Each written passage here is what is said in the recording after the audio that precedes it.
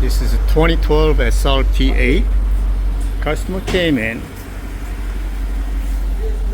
He had this radio put in by somebody. Now before he put this radio in, his heater control did work. After he got the radio put in, his heater control stopped working. So first thing I did is put the original heater control back in to see if that fixes it. That did not fix it. This is the passenger side behind the glove box. This is a blower motor.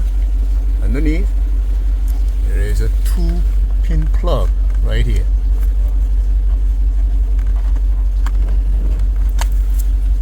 You can simply unplug it. There is a blue wire and blue-white wire. Obviously, one has to have a power, the other one has to be ground. We didn't have no ground, no power. So next step, put this back in.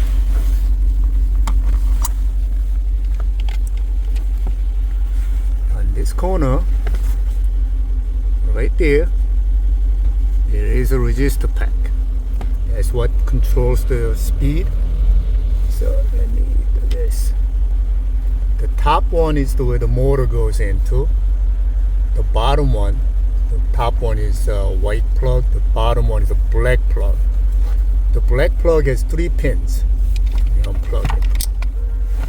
So you put this. This one has 3 pins.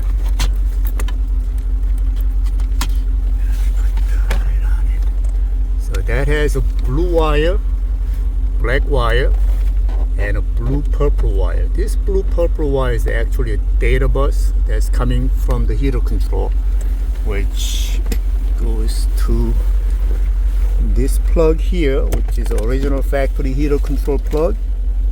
This far right, actually right here.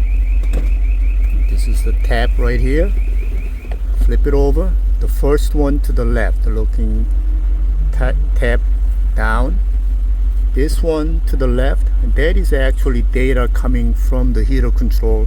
So when you turn the heat blower motor up and down, this is what's controlling the speed. The resistor changes and the blower motor gets either 12 volt or less than 12 volt. That makes this motor to spin fast or slow. This one didn't do anything with the factory one. With this aftermarket one, let's put this back in.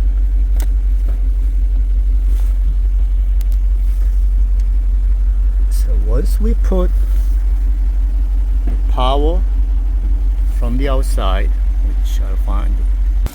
So this is under the hood, the main fuse box. You're going to push those locking tabs. And the heater control will pop up.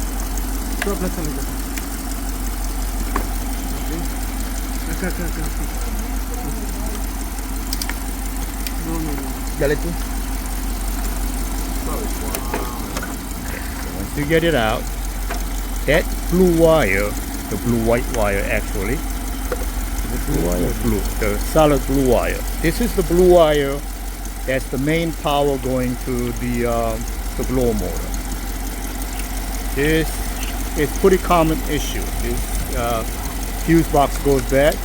So rather than replacing this, we're just gonna put our own ignition wire with a fuse. Alright, so what we're gonna do is we're gonna cut this blue wire off from the fuse box. This is going into the motor area.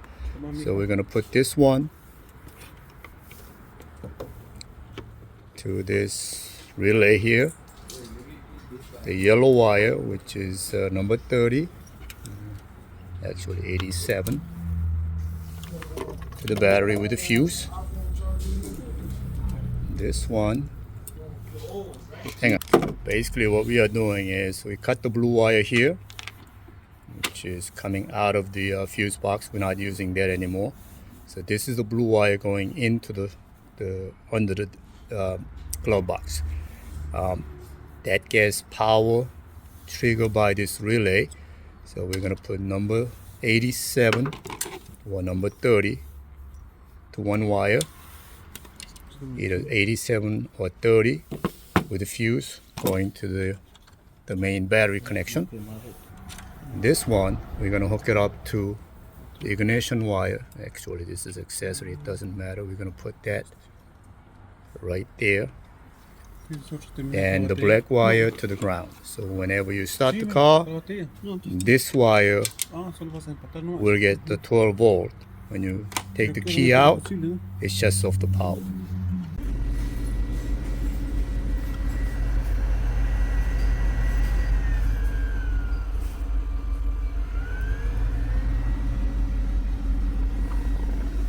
All good.